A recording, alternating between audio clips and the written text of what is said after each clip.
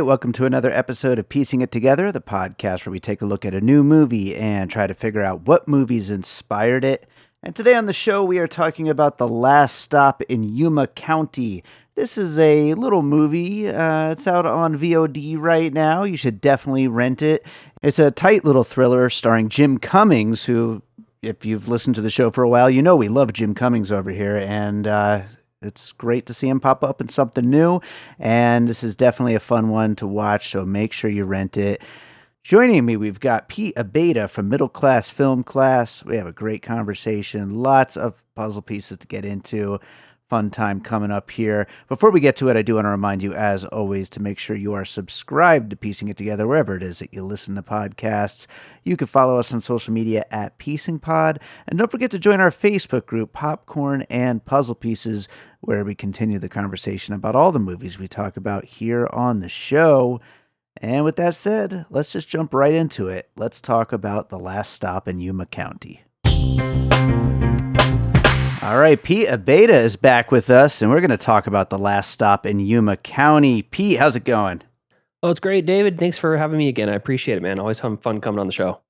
Yeah, absolutely. It's been a while. I've been wanting to get you back. I'm happy to finally get you here. And yeah, I mean, this is one that I was like mainly excited about, and I think we'll have to go on a tangent or two about this, but when it was announced that Frank Galluppi was going to be doing an Evil Dead movie, a little down the line, I was like, I have to watch this movie. But also, Jim Cummings, I know you also are a pretty big fan of everything that he's done so far, and so, the Evil Dead connection, the Cummings connection, I'm like, I want to see what this movie's all about. Yeah, no, it's weird because I know Jim Cummings has kind of a strong Twitter presence, and he's always out there championing indie film and, go make your film and all that kind of stuff.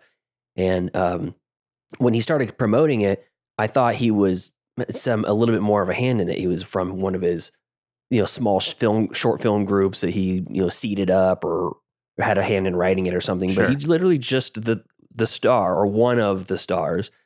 And I guess him and Francis had got together for the movie and became really tight, and he became this big champion of the movie. And I've always loved pretty much everything he's done, start to finish. And so when I went into it, I was just thinking, oh, this will be another Jim Cummings movie, but it was not that, even though it did kind of feel that way, Sure, yeah, and as things kind of, unfold story-wise, it definitely starts to feel more and more that way, like he is, the centerpiece of this, and even though it's not one of his, writing or directing jobs, it is definitely something that focuses on him a lot, and I have a feeling, I don't really know for sure, but I have a feeling that Francis and Jim are, kind of, they seem, at least on the promotion of this, to be, really tight. Yeah. I have a feeling we'll see more from the two of them, kind of teaming up on more stuff along the way. But let's start getting into it and seeing, kind of what works, what doesn't along the way. But what do you have for your first puzzle piece?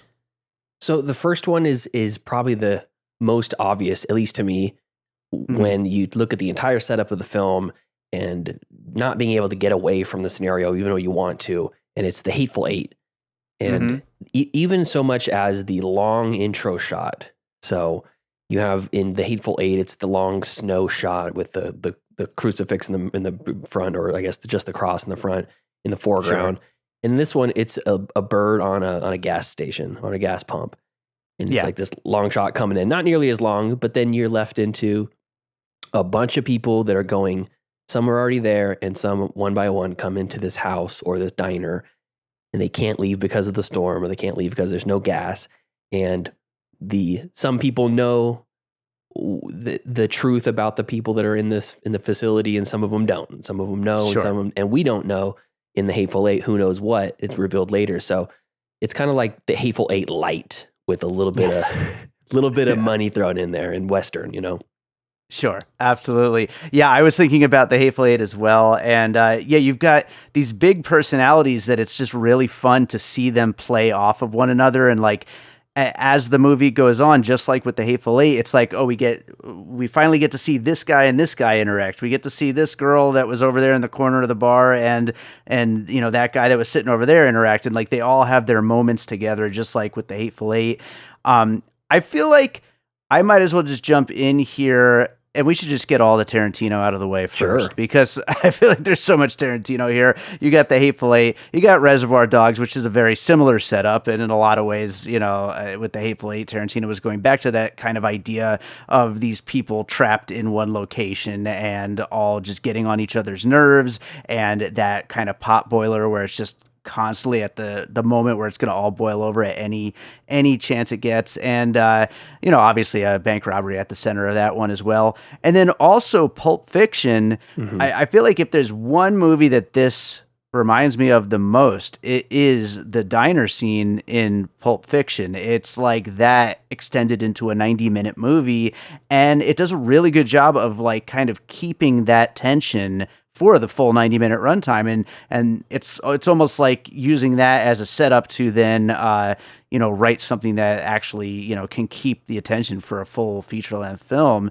And I think there's a lot of 90s in this movie, The Last Stop in Yuma County, and I think that when we talk 90s, Tarantino is kind of a touchstone for a lot of that stuff. No, I agree. I think that it's interesting. I've heard a lot of people compare this movie to Tarantino in general. A lot of the themes from Tarantino, or I should say, heard it compared to the vibes of Tarantino.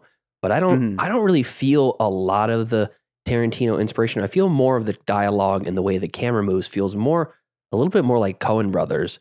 But the themes of it definitely are Tarantino styled. Even so much as the young redhead and her kind of shithead boyfriend who's obsessed with the Badlands. Yeah. They remind me of Tim Roth and Amanda Plummer. In Pulp Fiction. Sure. On top of that, another reference in Pulp Fiction.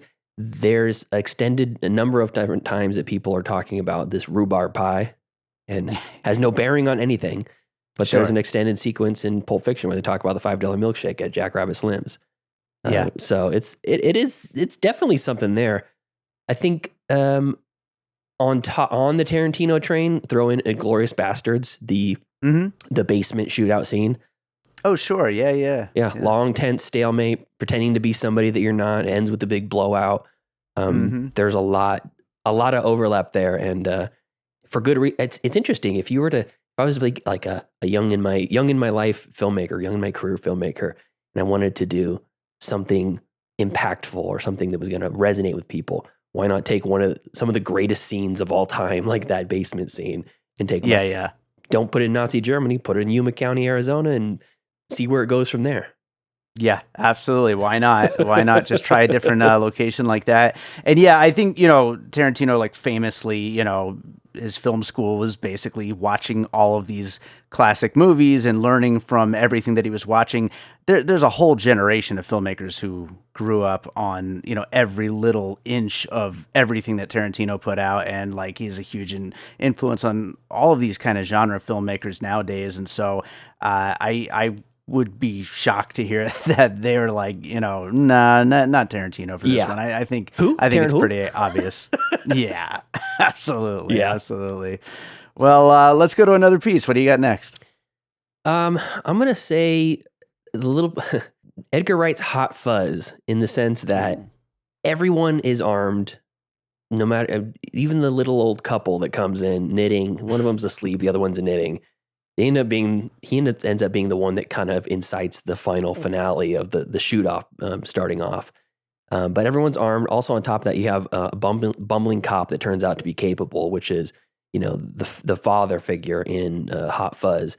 And the entire time you're seeing the sheriff back at the police station in Last Stop, you're thinking, who is this goober? He won't answer the phone for his wife.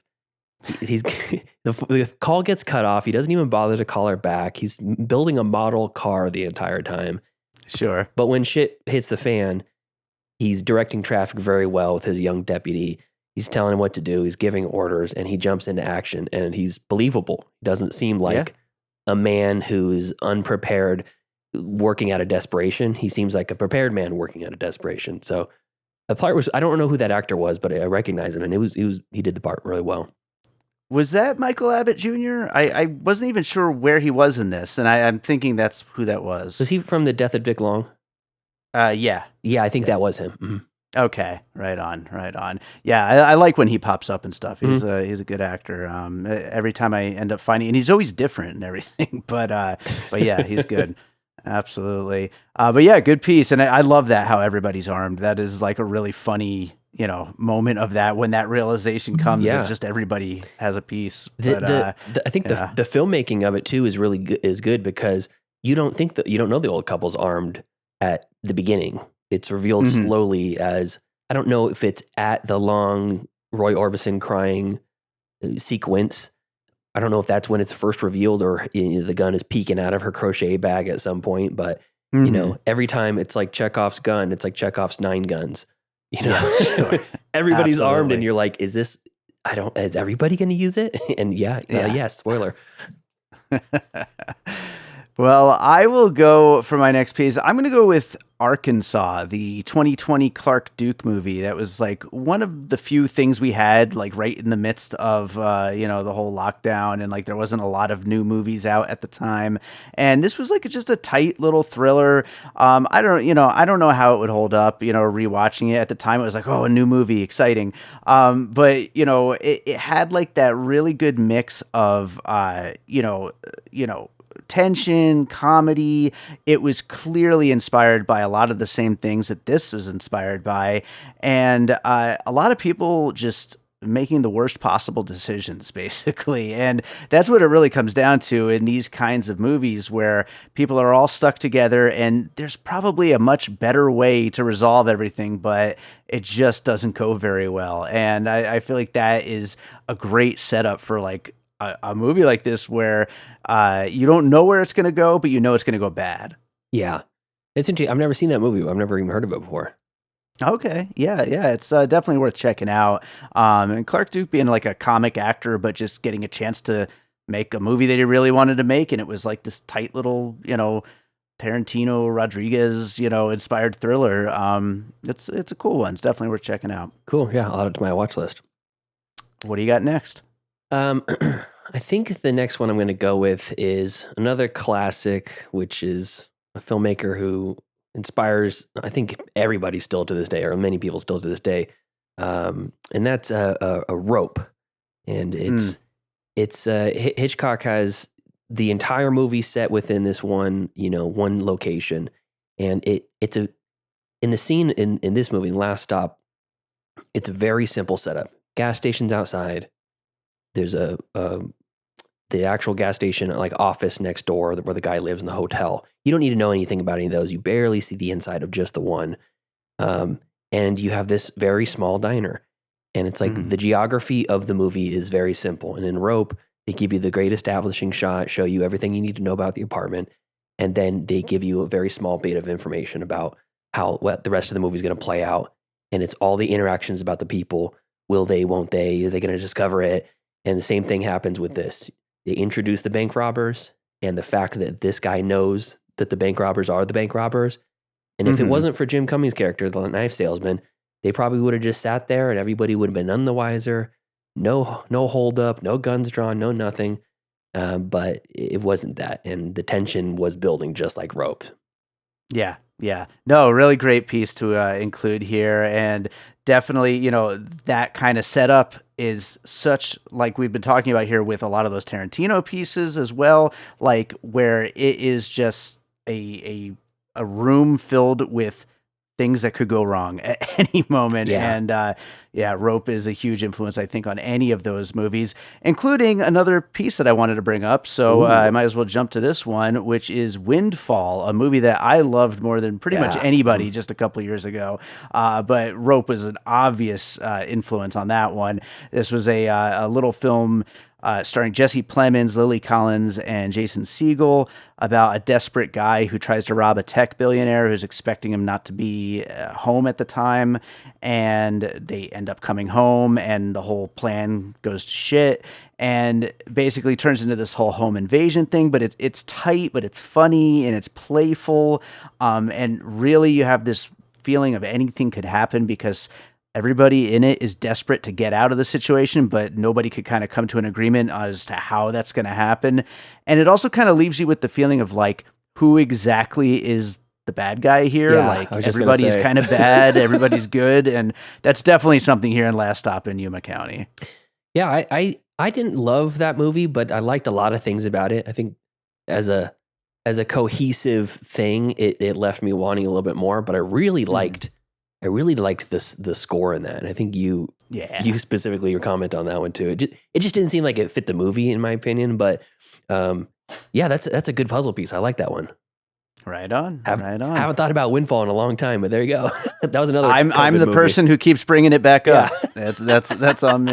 So, all right. So my next puzzle piece. This is the Coen Brothers piece that I had.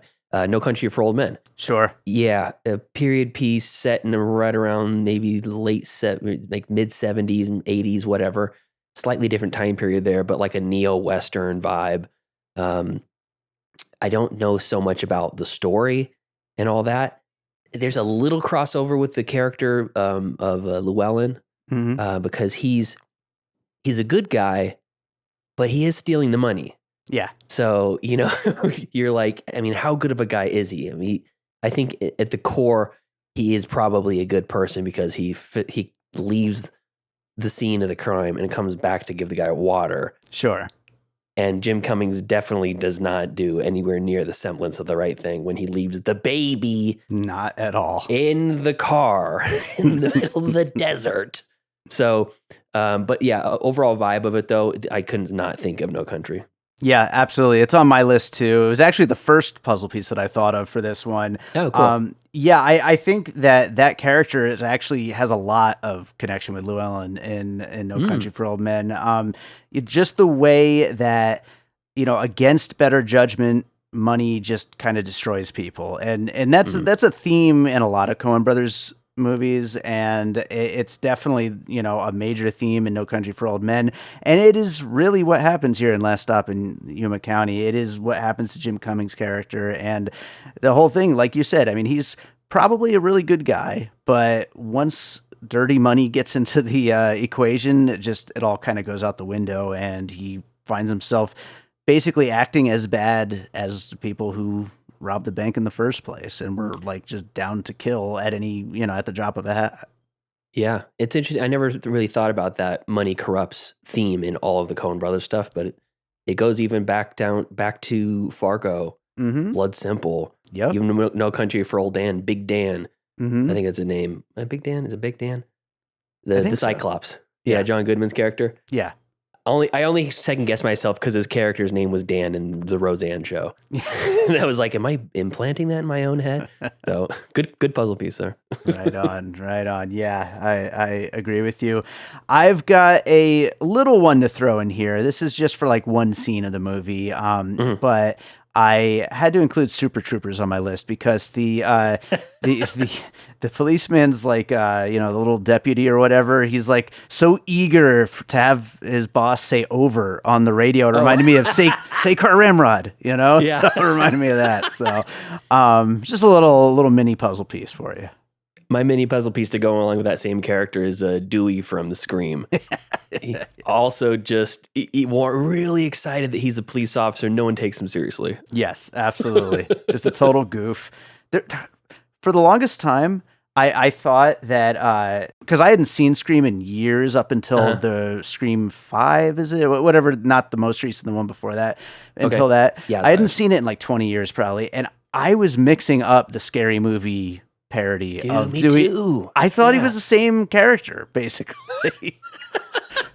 Yeah, he's I rewatched Scream not too long ago, and again I'm blurring Scary Movie and Scream in my head, but the scene where he's the chief of police or sheriff or whatever is smoking a cigarette out front of the building, and Dewey's eating an ice cream cone, and he's trying to do it like dramatically, like we need to get these guys. It's so perfect, and David Arquette is a perfect guy for that. So amazing stuff. I love it. Do you have any more? I got one more solid one. Yeah, I have one more solid one too. It would be funny if they were the same one. I guarantee it's not. Go ahead. Okay, good. I'll go with Bad Times at the El Royale, the Drew Goddard thriller about a bunch of people who all meet up at a hotel on the border of California and Nevada, and all their stories intertwine in this single location thriller. Definitely goes in very different directions. It's a bigger movie than Last Stop at Yuma County, which is decidedly a much smaller, tighter movie. But just the idea of all of these people kind of interacting and their stories like all kind of coming together in this one kind of fateful moment for all of them. I thought that it was an interesting one to include because it also feels like in a piece of having a lot of the same influences at the same time as being kind of similar in tone. Interesting. That's one I missed. I've heard a lot of good things and it's been on my watch list forever. It just keeps getting pushed down by new recommendations from take your pick of whatever podcast I'm listening to that week. Absolutely. I know how that is for sure. So what do you got for your last one? Okay, so my last one is a crime thriller from the early 90s starring Lawrence Fishburne and Jeff Goldblum, directed by Bill Duke. This is Deep Cover.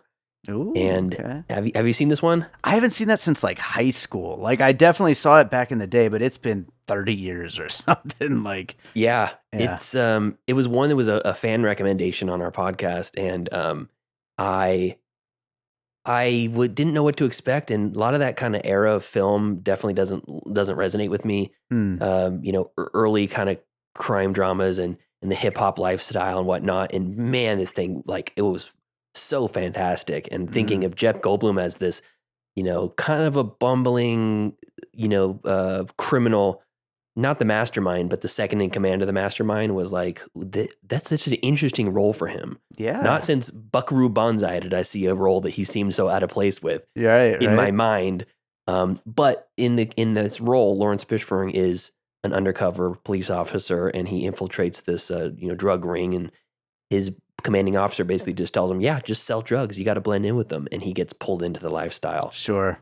And it's another money corrupts everything thing. He starts living the lifestyle, and eventually he says, I'm being told to do this. Why don't I just do it? And there is a glimmer of hope of his good-natured soul still at the end, but he really loses himself into that lifestyle and about starts a drug cartel and runs off to another country near the end of the movie. And you're like, wow, this thing snowballed really fast. Yeah, absolutely. That reminds me so much of like a Better Call Saul kind of situation, like where it just gets caught up in the whole thing and it just gets away from him, Yeah, absolutely. It was a great gem of a recommendation. One of the many movies I've found through recommendations on the podcast that I really end up loving, and I'm seeking it out right now to try to find a good copy of it on physical media because it's a gem. It's nice. Directed by Bill Duke. Who thought? That's amazing. I didn't realize that he had directed, actually. I didn't know that. So he's that's got a awesome. fairly significant catalog, surprisingly. Wow. Right on. Well, I will read down our list of puzzle pieces here, and then we'll get into some closing thoughts on The Last Stop in Yuma County. We talked about a bunch of Tarantino, The Hateful Eight, Reservoir Dogs, Pulp Fiction, Inglourious Basterds. Then we went to Hot Fuzz, Arkansas, Rope, Windfall, No Country for Old Men, Super Troopers, Scream, Bad Times at the El Royale, and Deep Cover. I think we got into a lot of good stuff here. Like obviously, you've got the single location thing. You've got like this heavy 90s influence. Coen Brothers and Sam Raimi kind of go hand in hand. And I do feel like they're, obviously, maybe it's just the fact that Francis Galluppi is going to be doing an Evil Dead that made me, want to include Sam Raimi in here somewhere. But it does feel like there's like a little bit of like showy kind of show-offiness to putting a film like this together and making it actually work in such a probably very small budget and tight timeline. Yeah, it's an impressive, and this is the guy's first feature. Yeah. So I know he's done a number of shorts, and you're just kind of thinking, I wonder if he got tapped to do Evil Dead before this, or they had this in the can, and that was like his sizzle reel. That's what I have to assume. Yeah. Can I direct this? Look what I just made. It's not out yet, but Yeah. I'm excited. I'm excited between him and the guy that directed Infested doing two separate Evil Dead movies. The tone, I can imagine, is going to be so different. So we'll see. Absolutely, yeah. Because that's one thing because we did an episode on Infested, and we were, talking about what does Sebastian Vanekek's Evil Dead looks like, and I'm not That's one thing about this movie, and this doesn't really speak to, the quality of The Last Stop in Yuma County. I mean, it's a good movie. I enjoyed it quite a bit, but I don't know that it necessarily tells me what the tone of a Francis Galluppi movie going forward is, Evil Dead or not. Like, I'm not quite sure where he goes from this. So I'm definitely looking forward to whatever he does next, Evil Dead or aside. It'll be interesting. Yeah, it will. I think that the biggest standout to me of this is that the script has so many payoffs, setups and payoffs built into it. I mean, little stuff too. Yeah. And then on top of it, whoever the DP was for it did a fantastic job, because the camera feels completely different on the inside of the building than it does on the outside. And once the powder keg blows and you're catapulted into the second half of the third act, it's like, it almost feels like a completely different movie. And I don't know, it's really interesting. The amount of control that was shown in this film, I think, is really admirable. It's like sneaky good. Yeah. Because you could just sit down and watch this movie and go, it's a pretty good movie. Yeah. But if you're looking for the technical aspects of it and just how really tight this script is, and every single small character actor gets a moment to shine within the script, it's delightful. What a great movie. Absolutely. Well, I think that does it for Last Stop in Yuma County. Is there another movie you watched recently you'd like to recommend to our listeners? Gosh, I knew the question was coming. Yeah. Dave, you did it again. Every time. It's not just you, I promise. It's everybody. Yeah, I know.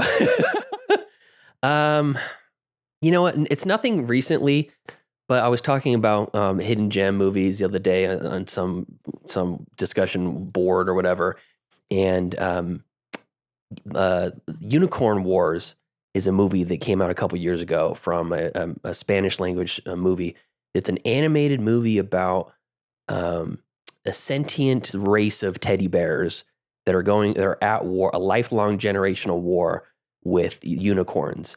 And there are no humans in this universe, and it's just the teddy bears are the stand-in for humans. And it is one of the most intense, hard R, gory, psychopathic stories, and it's a journey from protagonist to antagonist, just like this movie in a sense, that is one of the greatest villains I've ever seen committed to film. Wow. And it's an animated teddy bear movie. So seek that out. It's worth a watch. Be ready for some very strange things and teddy bear genitalia, acid trips. It's very intense. It's called Unicorn Wars from 2022, I believe. Yeah, I remember when that came out, and I never really looked into what it was or anything like that, but I think you just sold me on it. So easy 5-star movie. Easy. Amazing. It's great. Well, Pete, tell people where they can find you and the podcast and anything else you're up to. Thank you, David. So the podcast is called Middle Class Film Class. You can find it anywhere you find Piecing It Together. We're also on YouTube, so you can go to youtube.com/@middleclassfilmclass. And we do new episodes every Monday, every Wednesday. We do movie news, weekly movie news and streaming picks on Monday, and then a deep dive review into a movie at your choosing on the Wheel of Destiny, which I got right here. Wow. And this is we have selections from our Patreon, selections from me, Joseph and Tyler on the wheel. And if you're a live stream type of person and you want to get involved, we stream the show every Saturday at 12:30 Pacific time on YouTube, so you can get in the chat and talk along and tell about what you're watching this week.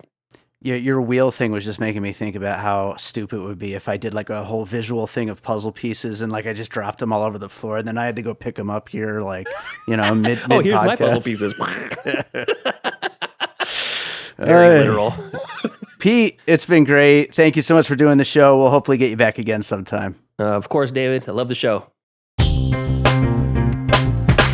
All right, I hope you enjoyed that conversation about The Last Stop in Yuma County. Thank you to Pete Abeyta for joining me on that one, and thank you to all of you for listening. If you're enjoying Piecing It Together, of course, make sure you're subscribed. We've got a lot of episodes on the way. I think we've got 6 episodes in the can at the time of this recording, and they will just keep on coming out. And if you are subscribed, you'll find out about them as they come out. And while you're at it, maybe drop a little 5-star rating and review while you're hitting that subscribe or follow button. It would help make sure that more people check out the show.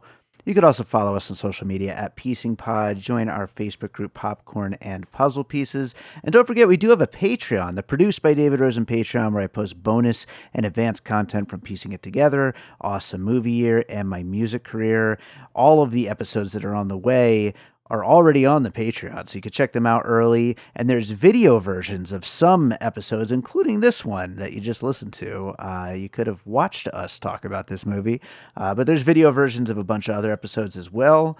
And yeah, lots of great stuff over there. So, I appreciate you being out there listening, sending in your puzzle pieces whenever you listen to an episode, sharing the episodes. But if you want to support the show in that way, it would be very much appreciated. Again, it's patreon.com/bydavidrosen. And with that said, let's close this out with a piece of music like I always do. I wanted to try to find something that's, got a little bit of a set in the West kind of a vibe to it. So I'm going to go with something from my album, A Different Kind of Dream. This is a track called Hero. And definitely has a little bit of that kind of flavor to it. So, yeah, I think this will be a good fit. So let's go with Hero. This is from my album, A Different Kind of Dream, which is available everywhere you can listen to music. Hope you enjoy it. We'll be back with more Piecing It Together real soon.